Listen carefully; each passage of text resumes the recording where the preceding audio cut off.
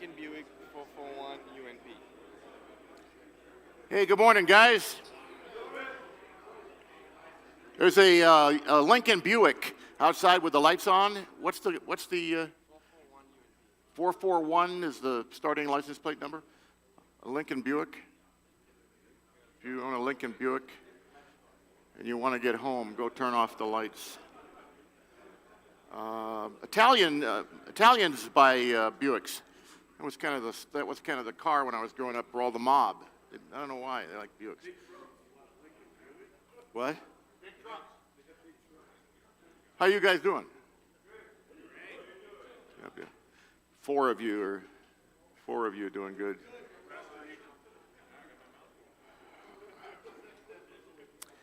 Well, I'm doing good. Al said he had to make an announcement, but I don't know where he is. Oh, here he comes. Everybody say hi, Al. Good morning, good morning, good morning. Well, this is probably another record crowd here, so that's pretty good.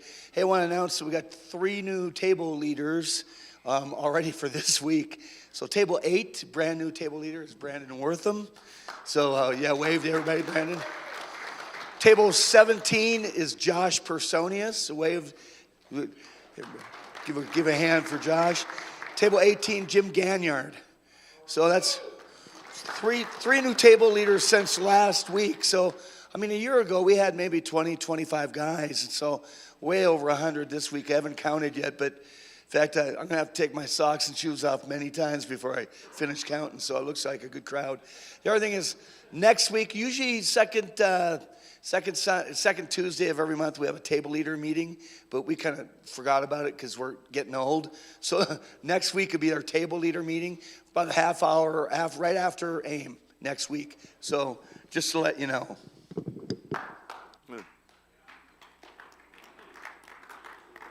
Thank you, Al. Al does, by the way, you guys see Al every time you come in the morning. He does an amazing amount of work on the administrative side of this thing. He's been just a great blessing, and I'm sure he's been a blessing to you guys as well. And thank you very much, Al. We appreciate it, man.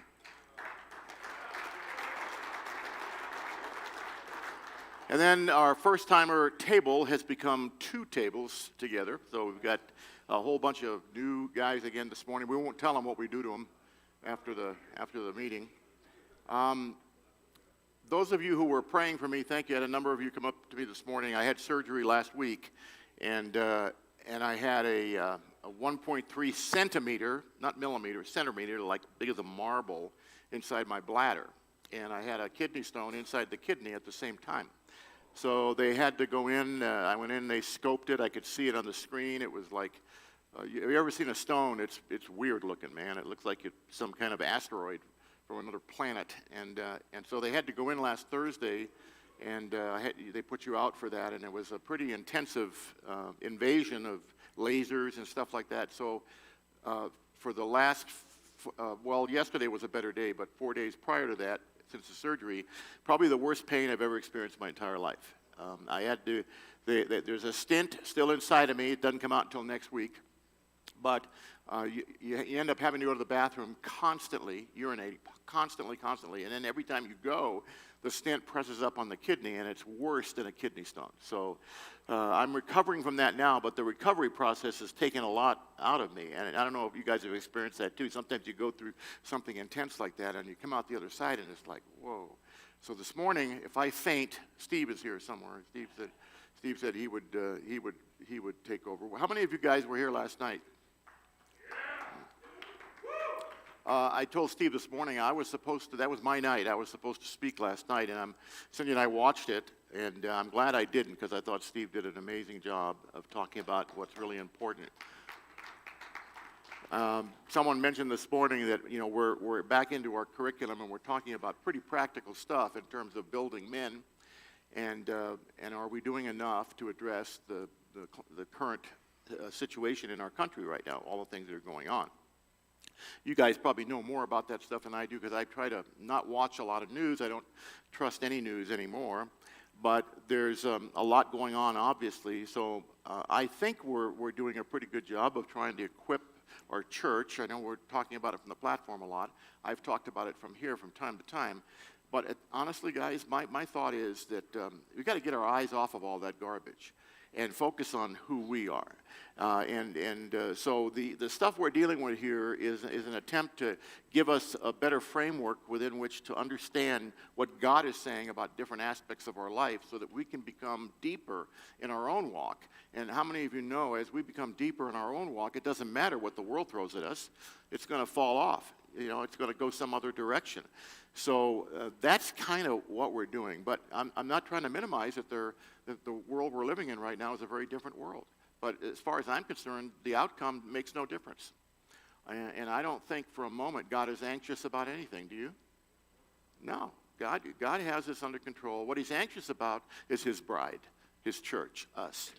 Are we living a life that is going to be able to make a difference in a world that is going mad? I think that's what he really cares about. So this morning, welcome those of you who are watching by live stream. We've got an audience that's growing and growing for this. I don't know how many guys are here this morning, but we seem to be breaking a record every week. And my experience with this kind of group, we did this at Woodman Valley Chapel for years, from this number here, which is a little over 100, I think, from this number up to about 250, 300 goes like that. So the issue we're going to have here, this is a really good attraction model for men, and we got men here that are probably from 20 different churches around town. What we're going to have, the problem we're going to have is that we don't have a lot more room in here. So we may end up having to go to the lobby area or into the sanctuary, which of course creates a logistical problems for us. But at the end of the day, if we go into the sanctuary and we can get enough volunteers out of our group, we can reset that sanctuary every Tuesday morning and make it easier on the facilities team. So anyway, last week we talked about a man and his money, part 1. And you had a list of symptoms of financial bondage. If you weren't here last week, you could pick up on that session. If you go to our website, theroad.org, and click on the AIM tab, it'll take you to the YouTube channel where all of these are being recorded, and you can catch up there. But let me quickly go through these issues that we want to deal with here. There are steps toward financial freedom. And again, these are just discussion starters, guys. Hopefully when the slide comes on the screen at the end with the list of the ways that you can rate yourself on how you're doing, it'll lead to a vibrant discussion around your table, but more important than that, an ability to admit in your own life where you need to work harder and to encourage other men at your table to hold you accountable for that. That's what really makes AIM work. A Man and His Money, part 2. Well, here I want to share real quick some 4 forces that shape our culture. It began with mass production. Mass production back in the days when all of a sudden we realized, it was after the war where a lot of this took place, we could mass produce goods and services. Before that, everything was kind of custom made.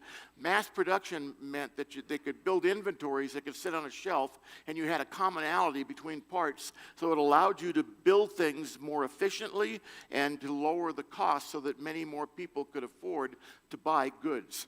And so mass production is where it was a powerful force. And then it went into mass communication.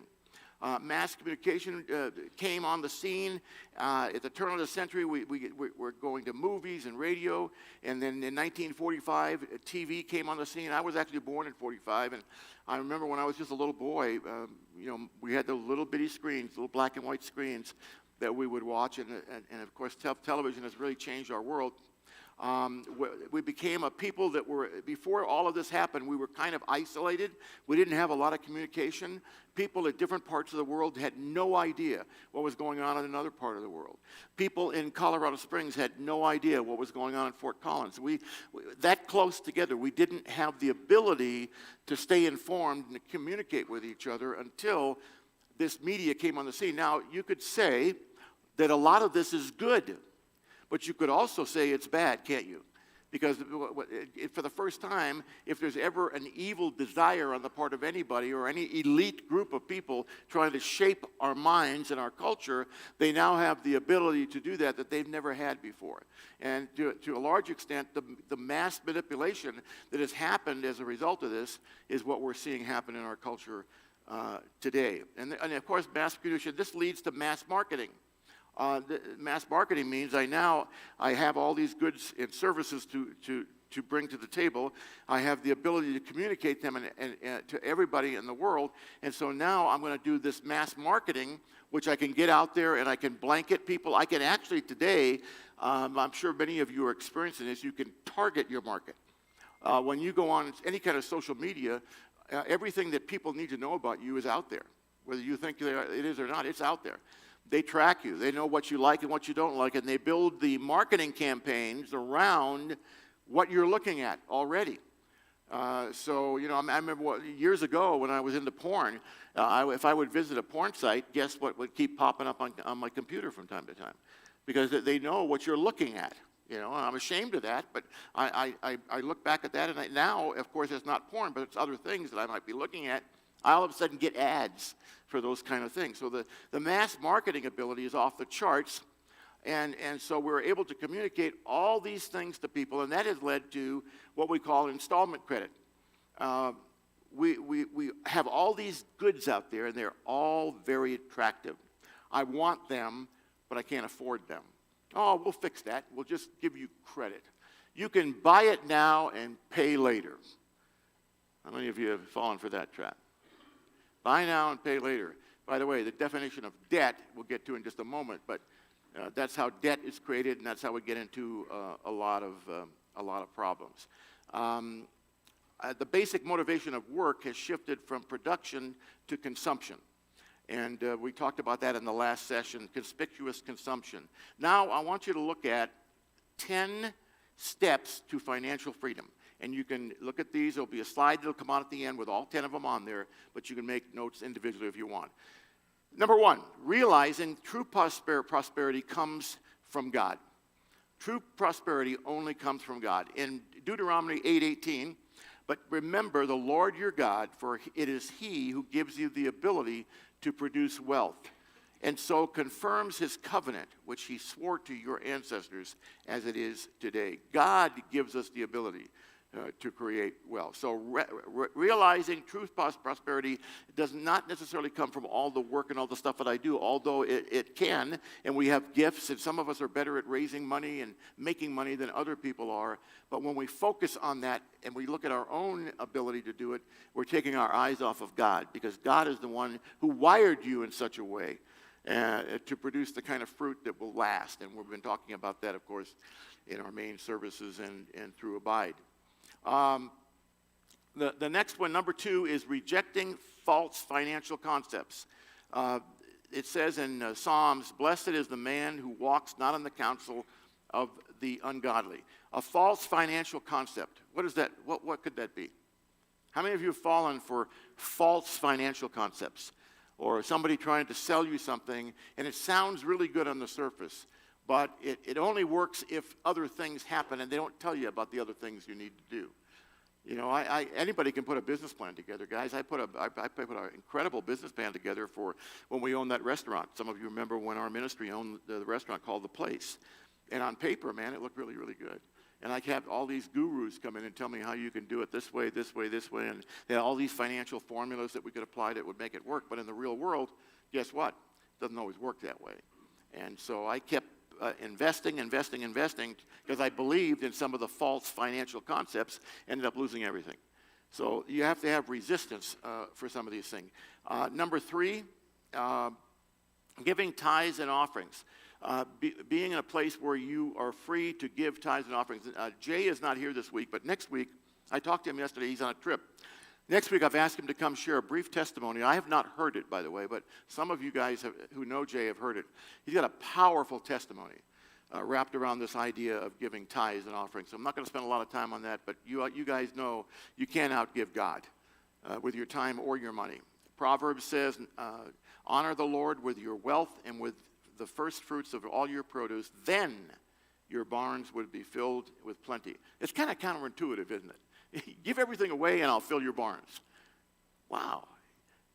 That's the God way of doing things. Man's way of thinking is, I got to hoard that stuff. I'll fill my own barn, thank you. And it's just so totally counterintuitive, but it's the way it is with God. Number 4 is pretty simple, keeping out of debt. And it's harder these days because, again, I really want that badly. So I'm willing to spend money that I don't actually have. Do not boast about tomorrow, it says, for you do not know what a day may bring forth. Be careful that you overinvest. And debt, by the way, there's all kinds of different formulas about debt. Debt is when the total accumulation of all your assets are less than your ability to consume and pay for them. That's really the definition of debt. So you got to be careful not to be too legalistic. There are a lot of financial guys in here that are a lot smarter at this than I am, and I encourage you to see a financial counselor if you're having a problem with debt. But sometimes debt is not an easy formula. You can have an asset that's appreciating at a rate that's greater than the interest you're paying on the loan to pay for it. That's not necessarily debt. You guys tracking with me? You're kind of like all looking at me like deer in the headlights. So be careful with that. Learning to abound and suffer need. In Philippians, it says, I know what it is to be in need, and I know what it is to have plenty. I have learned the secret of being content in any and every situation, whether well-fed or hungry, whether living in plenty or in want. My wife and I would love to own a home again, but we're not sure that's the wisest thing for us to do. But because we don't own our home right now, we're renting, there's a hole, especially in her heart. But she and I were talking just the other day, and I'm really proud of her because she's come to the point where, I'm not so sure that those things that I desired are that important anymore, especially given what's going on in our world today and all the things that are happening. I think we need to kind of pull our pants up, focus on building our relationship, building up our own spiritual, mechanisms that we have to work with, and moving on. So the last one was learning to abound, suffer, and need. Learning to abound no matter what situation you're in. The Apostle Paul, of course, is our great example for that. And then number 6, having sales resistance. How many of you struggle with sales resistance?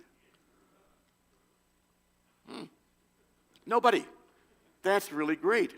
I used to struggle with sales resistance, but now I don't struggle with it anymore because, salespeople are fun to me. I love hanging out with salespeople. I drive them absolutely crazy. And so the funnest thing to do, is that a word? The funnest thing for me to do is go on a used car lot or go to a car lot, and then I watch. I watch. They're all there. There they are. They're the vultures, the bloodsuckers. They're in line. Some guy has got me on his radar screen because he's the next up in the queue. I know how all this works. By the way, I used to train salespeople. I used to train these guys, so I know how they work, how they operate. So the guy comes out and he says, "Hi, how you doing today?" And I go into my Columbo routine. You ever watch Columbo? I'm really glad you asked me that. I got up this morning and I had this horrible headache. I told my wife, I really don't feel good. I went to the medicine cabinet to get an aspirin. You know what? We were out of aspirin completely. I went to my wife and I complained, we're out of aspirin. And we had this huge argument, and I don't stop. I don't stop. I just keep going. And then the guy, thank you. If you need anything, let me know. Oh, no problem. And then they go away. And then they go tell their other friends. They say, don't talk to that guy. So I'm pretty good at sales resistance now, but I wasn't always that way. And some of you need to really be careful with that. Salespeople are very good at what they do, and they can have you wanting something that you really don't have any need for. And I know all of us have fallen in this trap. You buy it. One of the things I like about Amazon, by the way, is that you can send it back right away. So my wife is a professional sender-backer, and she puts it in the package, gives it to me, and tells me to drop it off at the Amazon thing. But at least you can try it out, and you can send it back. So having sales resistance. 1 John 2:16, for all that is in the world, the desire of the flesh, the desires of the eyes, and pride of life is not from the Father, but is from the world. Number 7. Diligent and accurate in your planning. We talked about that a couple of weeks ago when we talked about time management, making sure that you're doing good plans and doing good budgets. If you do not have a family budget, if you're married and you and your wives are not planning together and have a family budget, Normally, when we would teach this years ago, I actually had a spreadsheet that I would send people. It was just a plain spreadsheet that was like a straw man with formulas in it that you could use. But you guys know how to do that. There's plenty of templates out there that you can use to begin to put a budget together. And then put that budget together and talk often in your home about how are you doing with what we've budgeted compared to what we're actually spending. And hold yourselves accountable. We have a bucket in our budget that's called extra. And extra is for those unforeseen things that happen every month that you didn't count on. And what we found is over time, sometimes that extra would grow to a number that was pretty scary. Well, we don't have it in the budget. We'll just put it under extra. And then pretty soon, the end of the month comes and you got to pay all these bills. Your extra account is pretty large. And that's why it's so good to talk these things through, husbands and wives. Do we really, given the budget we agreed upon, do we really have the money to be able to do that? It says, or what king in Luke 4:31, when he sets out to meet another king in battle, will not first sit down and consider or plan whether he is strong enough? Do I have the resources? Do I have the ability to do what I want to do in this plan? And something that you really need to consider, especially in a husband and wife relationship. Number 8, being honest in your dealings. Being honest in your dealings. And sometimes this can be hard. We want to fudge a little bit, or maybe I want this person. You guys know I lost my little bracelet that said, I got to get some more. It says, what is my motive? You know, Psalm 16:2, the Lord, the man plans his ways, but the Lord understands the motives of the heart. I'm going to order some more of those. If any of you guys want them, I want to order some more of those. It got cut off when I went to the hospital. The wristband they put on you that they cut off, well, they cut that in my band. So really ticked me off, man. But what am I going to do? They're about to put me under. You know, I got to be nice. But being honest in all your dealings and not fudging and not saying, well, you know what, that's not a problem. You need to buy this car anyway. I think I told you guys the story of my son-in-law buying an automobile in California. This was a long time ago. And he bought this automobile, and he used car, and he brought it home, and I was in the garage one night helping him install a radio in the dashboard. And I'm holding a trouble lamp in the back seat. And as I'm holding the trouble lamp, I notice on the back seat of the driver's seat, there's a rust stain in the cloth on the seat. And so I look around, and it's sure enough, there's a rust stain on that seat. There's a rust stain on the back seat here. I put my light up to the ceiling. Guess what? There's a rust stain on the ceiling. So what does that tell you? That car's been underwater. And I told Jason, I said, Jason, look at this. You wouldn't see it under normal light, okay? So we go to the back of the car, and he takes off the taillight assembly. That's how you can tell if a car's been underwater, by the way. You take it off, and there's a little white lime deposit in there that will validate that this car has been underwater. If you do it right, you can tell. So Jason, the guy ended up asking Jason to pay for the car with 2 checks. We didn't know what he was doing at the time. Now, mind you, this guy claimed to be a Christian. Okay? And he's an elder and a Sunday school teacher at the church he attends. By the way, it wasn't California, it was here, because I just remembered which church it was. Okay? He attends this church. And so Jason said, what should I do? I said, well, you need to call him. I said, I know the guy's pastor, but I don't want to get involved. But why don't you call him, and you approach him first. Jason's an Air Force grad. So he approached him as a man of honor, as a graduate from the Air Force Academy. He approached the guy and told him what he found, he hung up on Jason, and which was really kind of stupid because Jason, has the car and he hasn't paid him all the money yet. I mean, that was kind of dumb, but he hung up on him. And so I told him, I said, well, why don't you go back at him? You know he's a believer, and talk to him as one believer to another. And so Jason called him up. And he talked to the guy, and this is exactly what the guy said. He got so angry. Jason said, it's obvious that this car is underwater. You had me pay for this with 2 different checks. I'm sure that the one check is what you're going to declare that you sold the car for, and the other check is for your profit. You're trying to avoid the taxes, aren't you? And he was really getting livid, okay? And then finally, he brings God into it. He says, I'll tell you what, I'd be happy to sit down with you and your pastor and talk about this, and whatever we agree upon together, I'm happy to submit to that. Would you be willing to do that? And the guy says, and I quote, don't you dare bring my pastor into this. This has nothing to do with Christianity. This is business. If you think that's rare, by the way, you need to think again. That's when the world system and the greed that's involved overcomes the things that we know better because we're being taught. These are the things that happen.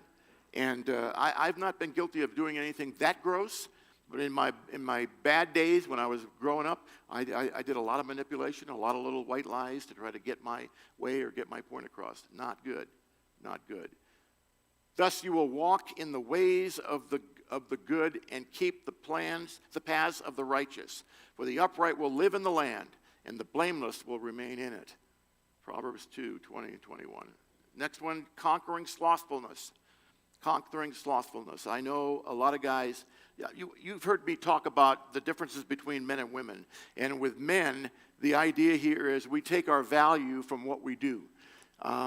It's important for us to be able to produce things and to make a difference. We fear failure, and we really are looking for significance. But what happens when a man feels like a failure is he gets slothful. He tends to veg and to hide out. Not so much with a woman. We're not going to do that session in here today. We've done it in the past. But with a man, we'll be doing it, by the way, at the couples event coming up, Valentine's Day weekend. If you want to hear more about that, we'll be unpacking that a little bit more. But for a man, he tends to vegetate. I have been in this place. I've been in a place where I've been so down and feeling like a failure that all I want to do is sit on the couch at home and watch TV. Instead of kicking myself in the butt, getting out there and making it happen, there's a tendency for many of us men to become slothful, to become lazy, to not get out there and get to work. That's why, by the way, we need what we're doing here, guys. We need each other. You know, we need to be a band of brothers at our table. No man left behind. If you sense that someone at your table is in that position, don't let him stay there. Go right at him. Go visit him at his home. Kick him out of his home if you have to. Get him out there. Get him back to work, because we men need that kind of encouragement.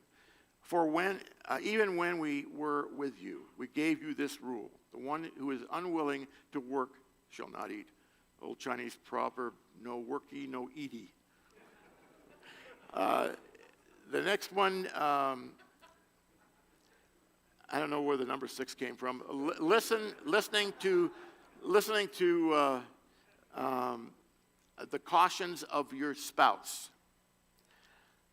This is a touchy subject because there are men, and I was one of them, that take their role as being spiritual leader in their home way too seriously.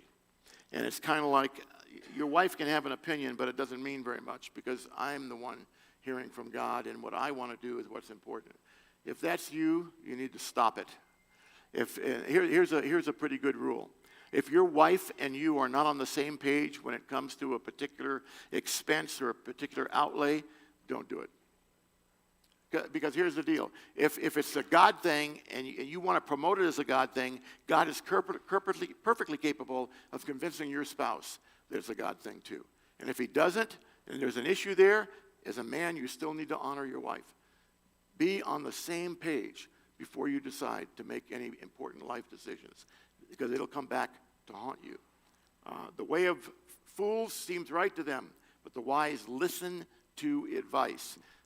It's my money. No. It's our money. You know, you've heard that before. And today, with blended marriages and with second and third marriages, you're seeing a lot more of this. You're seeing people that are trying to protect their stuff instead of focusing on what Jesus wants you to focus on and bringing that woman to fruition. Adam, husbandman. I talked about that a while back. Very important that you and your spouse are on the same page. But you don't understand my wife. No, I don't want to understand your wife. You need to understand your wife. You need to minister to your wife. So no excuses here, guys. Life implication: living in financial freedom is the secret to overcoming the enemy's plan to destroy our family, me and my family. And he will. He'll use money to destroy you. Life application: I'm going to leave these on the screen. And here they are. On a scale of 1 to 5, how would you rate yourself? 1 being, man, I need work in this area. I'll leave these up, have a discussion. How are you doing in each of these areas on a scale of 1 to 5? And then allow enough time, guys, please. Allow enough time to pray with and for each other before you break up today. Okay? Go for it.